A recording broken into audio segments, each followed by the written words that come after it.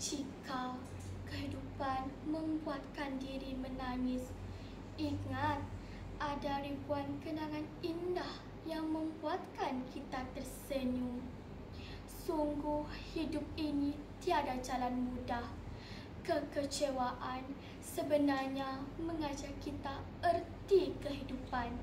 Jadi, teruskanlah perjuangan kita walaupun terpaksa menghadapi cabaran dan rintangan dalam hidup. Assalamualaikum dan selamat sejahtera. Saya Nur Maisarah binti Nur Hasimi, pelajar SMK Kabong, kod sekolah YEA 2202.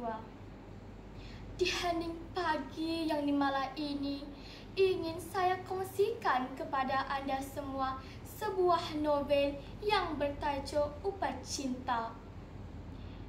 Novel ini merupakan idea kreatif Cik Amal Aminah yang dilahirkan di kalangan Perlis.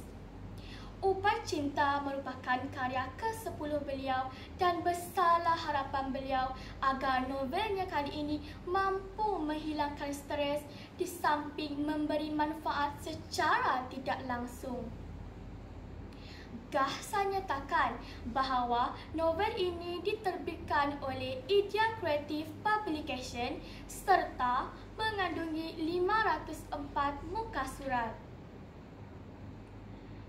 Ahmad Ezra bin Abdul Fatih, lelaki yang berumur 35 tahun, bekerja sebagai seorang auditor yang sepatutnya membuat janji temu dengan Nasuha, tetapi digantikan oleh adiknya Naila binti Ali Imran.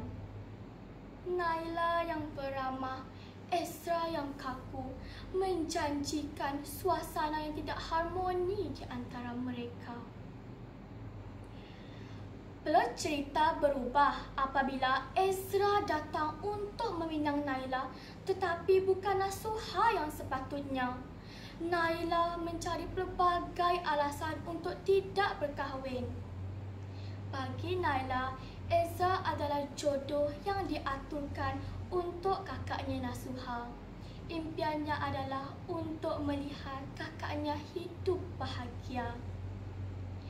Biarlah kisah duka sejak kematian suami tercinta terkubur dan tersemat utuh di jiwa. Tidak terubat di sanubari Naila, bahkan masih terkesan lukanya dengan kata-kata hinaan ibu arwah suaminya. Lantaran itu, Naila menutup pintu hatinya buat insan yang bergelar lelaki. Tapi kerana kasih pada si kakak, Naila bekerja gila. Dia sanggup melamar Ezra yang pernah dia tolak pinangannya. Jika dengan berkahwin dengan Ezra mampu menutup pandangan buruk ibu kekasih Nasuha ke atas dirinya, Naila rela. Kerana dia bukan seorang yang pentingkan diri sendiri. Jikalau itulah kunci kebahagiaan Nasuha, Naila rela berkorban cinta dan perasaannya. Mungkin itu penawar segala duka yang Allah Subhanahu Wa Taala sisipkan dalam hidup Naila dengan cara tersendiri. Insya Allah. Kusangka panas hingga ke petang, rupanya hujan di tengah hari. Begitu jugalah kisah Naila yang berkahwin dengan Ezra. Masing-masing punya kisah duka. Kebahagiaan dikecam dihentam badai. Selagi masih bernyawa, peluang untuk bahagia itu sentiasa ada. Hanya kena berani dalam mencipta dan mencapai kebahagiaan. Jangan terhalang dek masalah yang muncul dalam hidup kita. Carilah ubat cinta dalam erti kata yang sebenarnya. Bahkan, ia amat sesuai untuk dibaca oleh semua lapisan masyarakat kerana mempunyai nilai moral yang tinggi.